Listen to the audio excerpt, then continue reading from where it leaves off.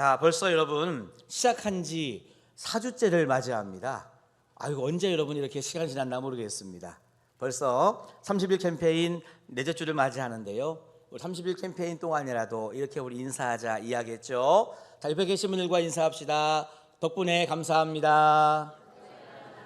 자, 한 번 더 인사하실 때 감사하니 행복합니다. 아멘. 얼마나 감사한지 모르겠습니다. 캠페인 시작한 이후부터요, 그래도 성도님들 사이에 또 우리 교회 안에서 이 감사하다는 인사와 그런 소리가 그래도 과거보다는 많아진 것을 제가 듣고 보고 느끼고 있습니다. 아마도 하나님께 감사하고 덕분에 감사하다 하며 살아가는 여러분들의 삶은요, 벌써 행복으로 가득한 줄로 믿습니다. 네, 맞아요. 나머지 한 주간 동안도 열심히 우리가 훈련해서 우리의 전 인생이 감사로 충만한 인생으로 살아가게 되기를 주님의 이름으로 축원합니다. 자, 그래서 여러분 오늘은요, 네 번째 이 말씀의 시간으로 감사로 기적을 경험하라라고 하는 말씀을 함께 나누고자 합니다. 제가 읽었던 어느 책에서 이 좋은 글귀를 제가 발견해 가지고요, 여러분들에게 잠시 소개해 보고자 합니다. 당신이 많은 세금을 내가 낸다면 감사하십시오. 당신에게 안정된 직장과 사업장이 있다는 말이기 때문입니다. 당신의 몸무게가 늘어서 옷이 맞지 않는다면 감사하십시오. 당신은 먹을 것이 넉넉한 인생을 살아왔다는 이 뜻이 되기 때문입니다. 세탁할 옷이 집 한 구석에 쌓여 있거든 감사하십시오. 당신에게는 적어도 갈아입을 옷의 여유가 있다는 뜻이기 때문입니다. 당신의 집을 날마다 청소해야 한다면 감사하십시오. 당신의 몸을 의탁할 집이 있다는 뜻이기 때문입니다. 멀리라도 주차할 공간을 찾았다고 한다면 감사하십시오. 당신에게 운동할 수 있는 기회가 주어졌기 때문입니다. 당신에게 불평할 대통령이 있다면 감사하십시오. 당신은 언론의 자유가 보장된 나라에서 살고 있다는 뜻이기 때문입니다. 교회 뒷자리에 앉아있는 성도의 찬송 부르는 음정이 틀렸다고 들려진다면 감사하십시오. 당신의 청각은 정상이기 때문입니다. 아침에 울리는 자명종 소리가 고통스럽게 들리거든 감사하십시오. 당신에게 일어나 일해야 할 하루가 기다리고 있다는 뜻이기 때문입니다. 하루 해가 저물어서 온몸이 나른하고 피곤하거든 감사하십시오. 당신은 오늘 하루를 생산적으로 살아왔다는 증거가 되기 때문입니다. 자, 어떠십니까? 여러분들은 이와 같이 삶의 시간마다 감사함을 찾고 계시는지요? 어느 심리학자가 이렇게 고백했습니다. 자기 스스로 내 인생에 많은 문제로 고민하다가 이런 답을 얻었다는 고백입니다. 나는 나의 문제에 대한 너무나 완벽하고 강력한 치료책을 찾아냈다. 이 치료제의 효과는 기적적이다. 수많은 사람들이 치료제의 효과를 임상적으로 경험한 바도 있다. 이 치료제는 식전이나 식후에 복용하면 된다. 호흡곤란을 느낄 때, 가슴에 통증을 느낄 때 어느 때나 수시로 복용하면 된다.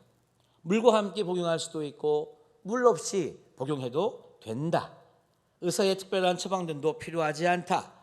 이 치료제는 부작용도 없고 안전하기 때문이다. 더 놀라운 것은 이 치료제가 무료라는 것이다.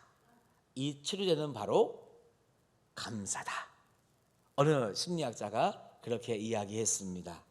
여러분, 이 치료제가 만병통치약이라고 여러분들도 혹시 믿으시는지요? 중세의 한 수도사가 감옥과 수도원의 차이라고 하는 글을 남겼는데 그 글 중에 이런 대목이 있습니다. 감옥과 수도원은 환경 자체로는 매우 유사합니다.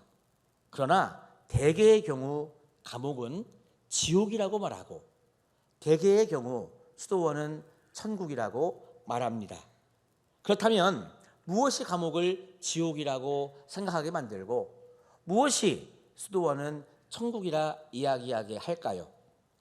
그것은 감옥에서는 하루하루가 불평과 원망으로 시작해 그렇게 끝나기 때문에 감옥은 지옥이라고 느껴지는 것이고, 수도원은 하루를 감사로 시작해 하루의 마지막을 하나님의 은혜로 마무리하기 때문에 수도원은 천국이라고 여기는 것입니다.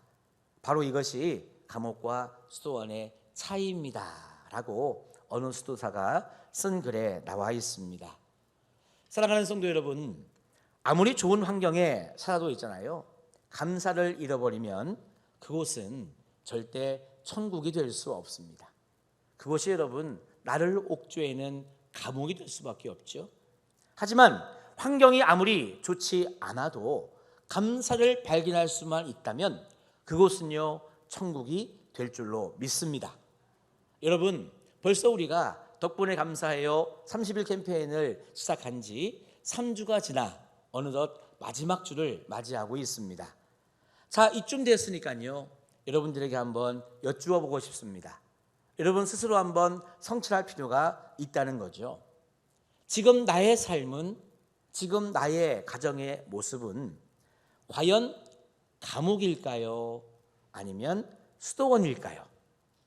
다시 말하면 여러분의 삶과 여러분의 가정 생활은 지옥 같은 삶을 살고 있습니까? 아니면 천국 같은 삶을 살고 있습니까?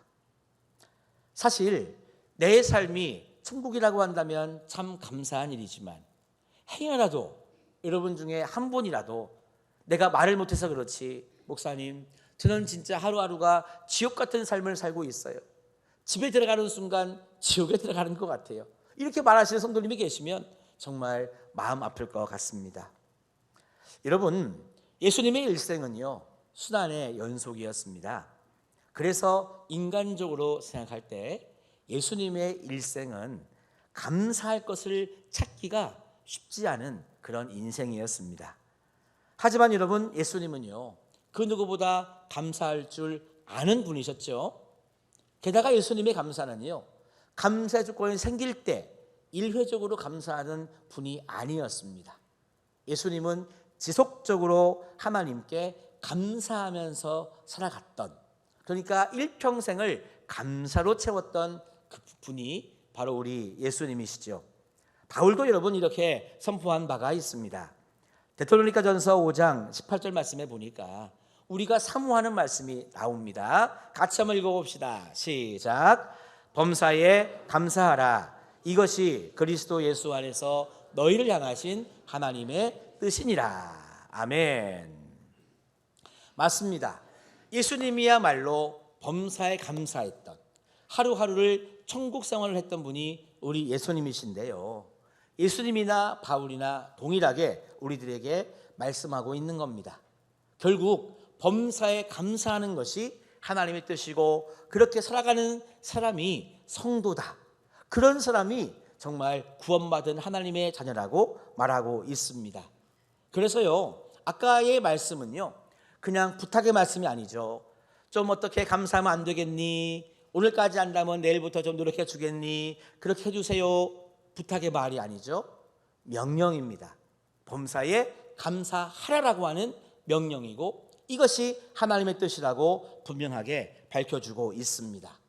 그래서 감사하지 못하면요 하나님의 뜻을 거역하게 되는 것이고요, 감사가 없으면 하나님의 뜻에 순종하지 못하는 사람이 될 수밖에 없는 것입니다.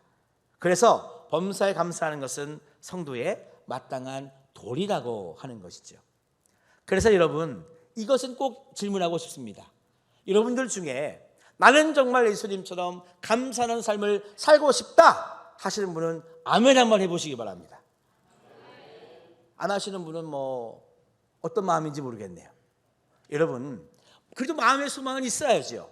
나도 예수님처럼 감사하며 살고 싶다, 바울의 권면처럼 범사에 감사함으로 살고 싶다, 마음의 소망은 여러분 있어야죠. 그래야 우리가 도전할 목표가 있는 것 아니겠습니까? 자, 그래서 여러분 어떻게 하면 나도 예수님처럼 감사함으로 인생을 살아가고 그렇게 승리할 수 있을까? 오늘 말씀을 통해서 여러분 꼭 해답을 얻어 가시면 좋겠습니다. 자, 예수님은 그래서 우리들에게 감사함을 가르칠 때에 두 가지로 말씀을 하셨어요. 첫 번째는요, 일용할 양식을 구할 수 있음이 최고의 행복이다. 그러니까 일용할 양식에 대한 감사가 우리 인생 최대의 감사라고 가르쳐 주셨습니다. 오죽하면 오늘날 우리에게 일용할 양식을 주옵시며, 이게 누구의 기도죠? 예수님의 기도, 우리에게 가르쳐 주신 예수님의 기도의 내용 아니겠습니까? 여러분, 그래서요, 오늘날 우리에게 일용할 양식을 달라고 하는 기도와 아울러서 그렇게 일용할 양식을 주심에 대하여 감사할 수 있는 것은요, 예수님이 우리들에게 이런 삶을 원하시는 겁니다. 따라합시다. 지속적으로 감사하라. 맞아요. 예수님이 말씀하시는 것은 바로 첫 번째 이겁니다. 지속적으로 감사하라고 알려주시는 거예요. 지속적으로 여러분 감사할 수 있는 비결이 다른 게 아닙니다. 우리가 예수님의 말씀대로 살아가는 모습이 우리들에게 있어요. 여러분, 아침 식사하고 오셨죠? 안 하신 분도 계실 수 있어. 그것은 먹을 게 없어서가 아니라 자발적으로 금식하신 거 아니에요? 그러니까 여러분, 우리가 적어도 하루에 2끼 이상 먹는다고 치면 밥을 먹을 때마다 주님 일용할 양식을 주심에 감사합니다. 그리고 이것을 준비하게 해준 모든 손길에 감사합니다. 여러분, 식사 기도를 여러분 할 수만 있다면 벌써 우리는요, 지속적으로 감사하는 삶을 시작한 줄로 믿습니다. 그래서 예수님은 우리들에게 본을 보여주셨어요. 예수님은요, 제자들과 함께 마지막 만찬 자리에서 예수님이 떡을 떼어 나눠주시기 전에 뭐 먼저 했습니까? 감사의 기도를 먼저 드리신 다음에 떡을 떼어 주셨습니다. 또 예수님은요, 떡을 주신 다음에 잔을 나누어 주실 때에도 마찬가지입니다. 떡을 뗄 때 기도했으니 잔을 주실 때에는 기도 안 하신 것이 아니라 역시 그때에도 먼저 하나님께 감사의 기도를 드리고 잔을 나누어 주셨습니다. 예수님이 이렇게 우리들에게 지속적으로 감사할 수 있도록 여러분 이 식사 기도를 우리에게 가르쳐 주실 때에는요, 그 마지막 만찬 자리만이 아니었습니다. 오병이어의 기적 다 기억하시죠? 맞아요. 오병이어의 기적을 베푸시기 전에도 예수님이 먼저 하신 게 무엇이었습니까? 하늘을 우러러 하나님께 여러분 감사의 기도를 드리신 다음에 떡과 물고기를 많은 사람들에게 여러분 나누어 주신 겁니다. 그러니까 예수님에게 있어서 감사라고 하는 것은 따라합시다. 일상이었다. 거룩한 습관이었다. 맞아요. 그러니까요, 식사 기도만 할 줄 알아도 하다못해 우리는 예수님을 조금이나마 닮아서 일상적으로 감사할 수 있고 거룩한 감사의 습관을 여러분 가질 수 있는 것입니다. 여러분 생각해 보세요. 이 지구촌 전체를 놓고 보면은요, 이 땅에 사는 대한민국에 사는 우리가 얼마나 감사한지 모릅니다. 우리나라도 우리 참 인간들의 참 환경 파괴라고 하는 잘못 때문에 참 이상 기후가 많이 오지 않습니까? 벌써 6월 달에 이렇게 더웠다 뉴스에 한참 떠들었죠. 벌써 장마가 시작돼 가지고 장마 시작하는 첫날 제주도에 비가 엄청 왔다. 세계적으로 본다면 어디는 가뭄이 50일 넘었고 어디는 50도가 넘어서 뜨거워서 막 누가 죽었고 어디는 또 홍수가 나서 뭐 됐고, 얼마나 여러분 그런 소식이 많습니까? 우리나라 서울대 교수님이 이 발표하신 논문에 따르면요, 탄소를 줄이지 않으면요 2100년이 되면 이제는요 매일매일 그냥 기상이변이 생긴대요. 매일매일 폭염, 매일매일 혹한, 매일매일 홍수, 매일매일 가뭄 막 이렇게 다가온다는 거죠. 교수님이 발표한 논문이 있습니다. 따끈따끈하게 어젠가 뭐 발표했다고 하시더라고요. 여러분, 그래서 지금도 세계 도처의 많은 사람들은 먹을 것 때문에 고민하고 있고, 그래서 고통당하는 사람들이 얼마나 많습니까?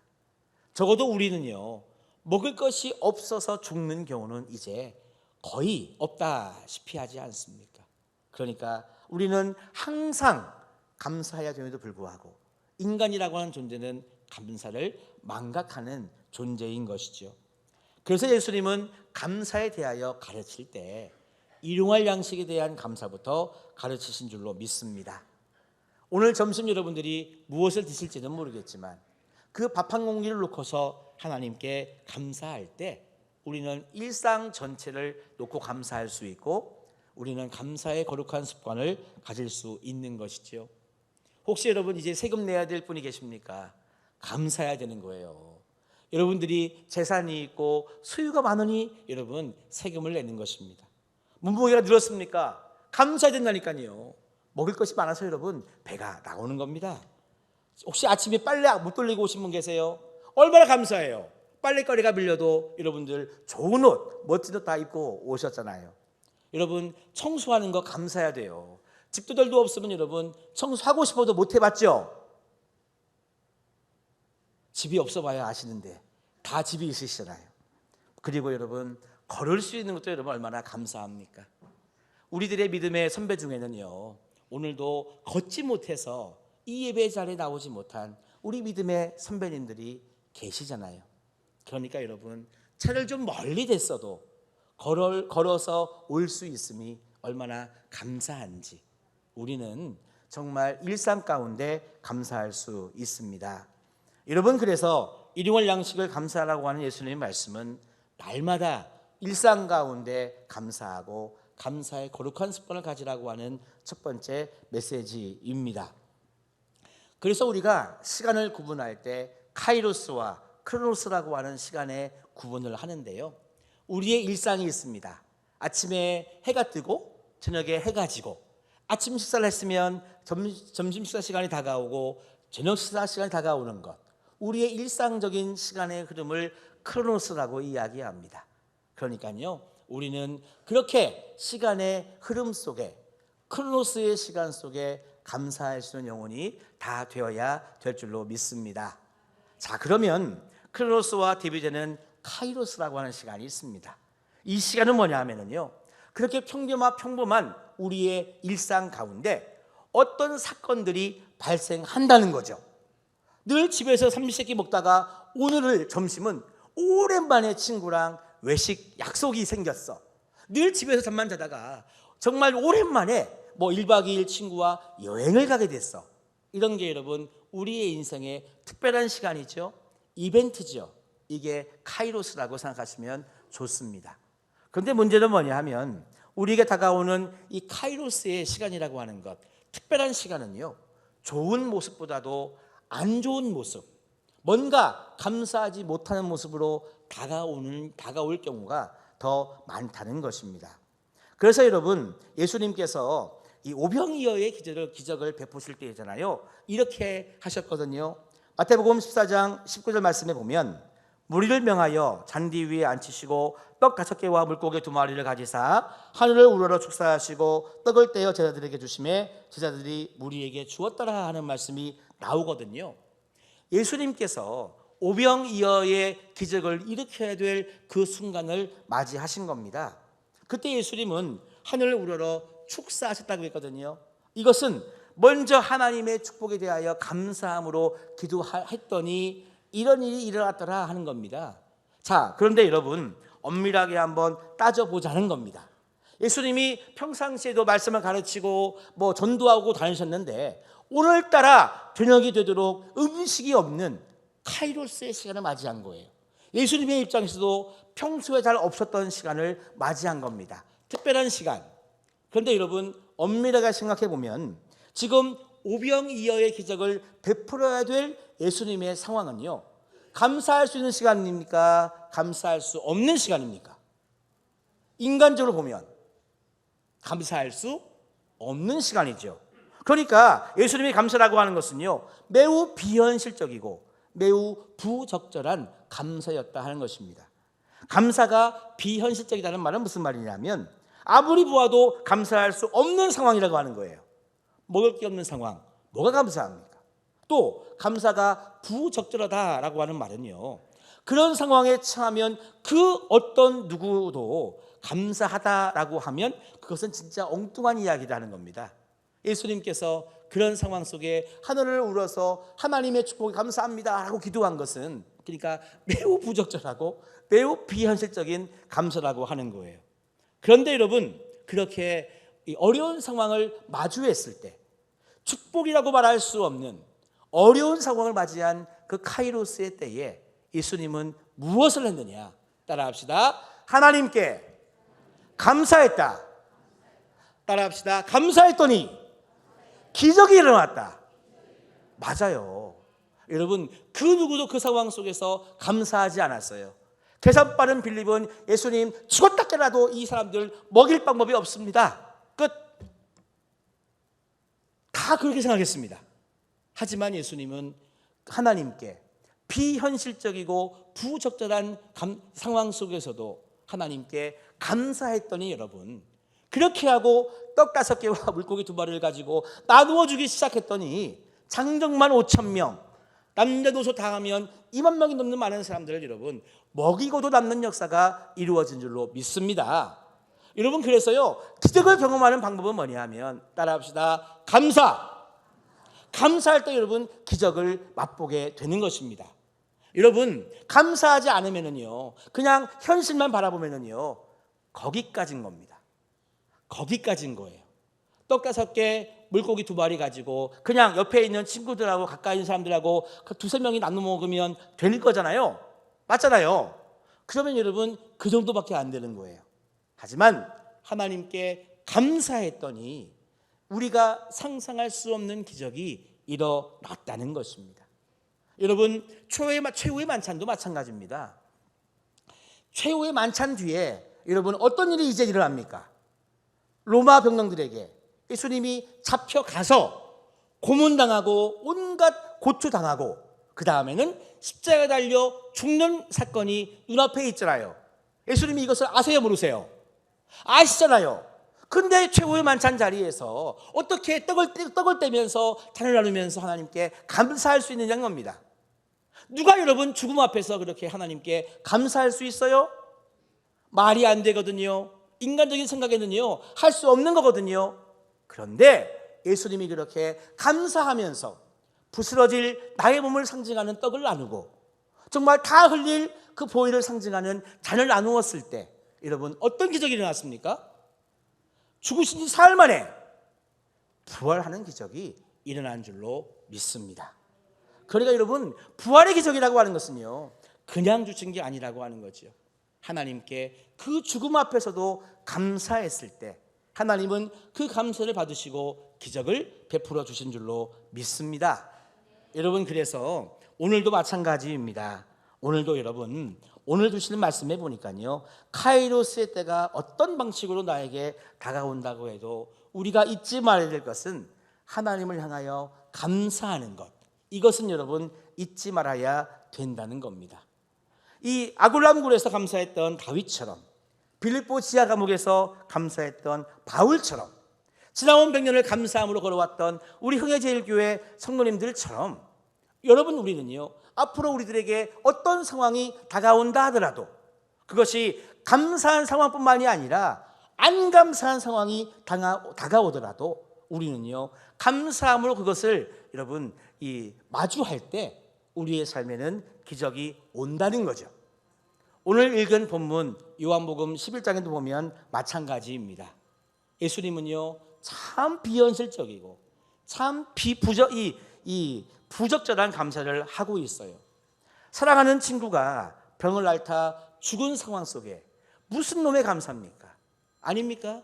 지금 여러분 이 누이들이 오라비의 죽음을 너무나 슬퍼하고 있는 상황 속에 여러분 무슨 감사가 필요합니까?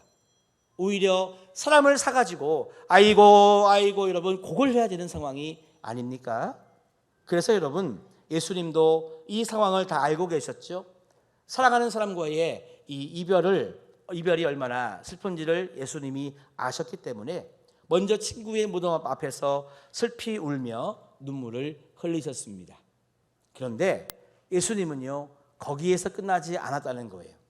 친구의 죽음 앞에 눈물만 흘린 것이 아니라 그 인생의 위기를 경험하게 되는 친구의 그 인생 앞에서 예수님은요, 하나님께 감사하며 나아갔다는 것입니다.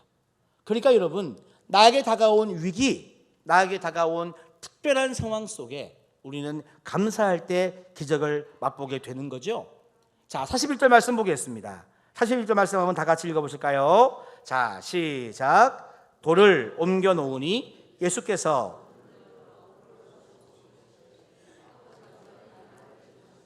감사하나이다. 아멘. 예수님은 지금 죽음 앞에서도 감사하고 있는 거예요. 참 여러분 이해가 안 되시죠? 이것을 이해하시려면 여러분 하나님을 만나셔야 될 줄로 믿습니다. 하나님을 믿는 사람들이 여러분 감사할 수 있는 거예요. 하나님을 모르는 사람들은 그냥 그런 자리에 찾아가서 위로하고 같이 아이고 하는 걸로 끝나는 거예요. 그러나 믿는 자는 여러분 그렇게 감사할 수 없는 상황 속에서도 여러분 감사할 수 있는 것입니다. 예수님이 그래서 이런 말씀도 하셨어요. 요한복음 14장 말씀에 보면 너희가 내 이름으로 무엇을 구하든지 내가 행하리니 이는 아버지로 하여금 아들로 말미암아 영광을 받으시게 하려 함이라. 그러니까요 우리가 예상치 못한 카이로스, 정말 감사도 할 수 있지만 감사하지 못할 상황, 그런 상황이 우리들에게 주어졌다 하더라도 주님이 원하시는 것은 뭐냐면요 결국 감사를 통해 기적을 맛보아서 그렇게 역사하시는 하나님께 영광을 올려드리는 것이 우리가 감당해야 될 모습이라고 알려주시는 겁니다. 여러분 그래서 죽은 나사로가 살아났어요? 안 살아났어요? 살아났잖아요. 여러분 아무리 어려운 상황을 맞이해도 하나님께 감사하는 영혼은 기적을 맛볼 수 있는 것입니다. 죽은 나사로가 살아나는 기적을 맛볼 수 있는 거죠. 가만히 보면 예수님은요 나 감사냐 나사로냐 라고 혹시 묻는 상황이 발생하면 예수님은 우리 보고 감사를 선택하라고 말씀하십니다. 무슨 말이냐, 나사로의 상황이라는 것은 죽음의 상황이죠. 또는 최후의 만찬 같은 죽음을 앞둔 상황이죠. 그 다음에 오병이어의 기적이 필요한 상황, 그러니까 먹을 것이 없는 상황이죠. 여러분들 그런 상황과 감사가 놓여 있다고 한다면 우리는 감사를 택해야 될 줄로 믿습니다. 왜냐? 예수님은요 그 모든 상황에 매몰되는 분이 예수님은 아니셨어요. 어떻게 하지 발만 동동 구르는 분이 우리 예수님이 아니라고 하는 것입니다. 그럼에도 불구하고 예수님은요 감사를 선택해서 먹을 것이 없는 상황 속에 오병이어의 기적을, 이제 곧 죽을 나의 운명 속에 죽는다 하더라도 부활의 영광을, 여러분 죽은 나사로 때문에 슬퍼할지언정 그 나사로가 여러분 살아나는 기적을 예수님은 우리들에게 보여주셨잖아요. 이 모든 기적의 시작은 감사였습니다. 그래서 여러분 저도 여러분들에게 간절히 소망합니다. 여러분들을 섬기고 목회하는 담임 목사로서 우리 흥해제일교회 성도님들은요 어떤 상황을 마주하셔도 꼭 감사를 선택하시기를 바랍니다. 그래서 여러분 감사하셔가지고 기적을 맛보시는 여러분들이 되시기를 원하는 거예요. 그래서 이 모든 상황 속에 기적을 베푸신 하나님께 감사와 영광을 올려드리는 성도님들이 되시면 좋겠습니다. 그냥 안 믿는 사람들처럼 그냥 상황에 매몰되고 현실에 매몰돼서 그냥 계산만 하시고 여러분 끝나면은요 거기까지예요. 여러분들이 잘난 대로 살고 못난 대로 살아가는 그 모습밖에 안 돼요. 하지만 감사를 선택하시면 하나님은 기적을 베풀어 주셔서 여러분들의 삶을 통해 영광 받으시리라 믿습니다. 여러분 꼭 감사를 하심으로 여러분들의 삶에 기적을 경험하고 하나님께 영광 돌리는 우리 모두가 다 되시기를 주님의 이름으로 축원합니다.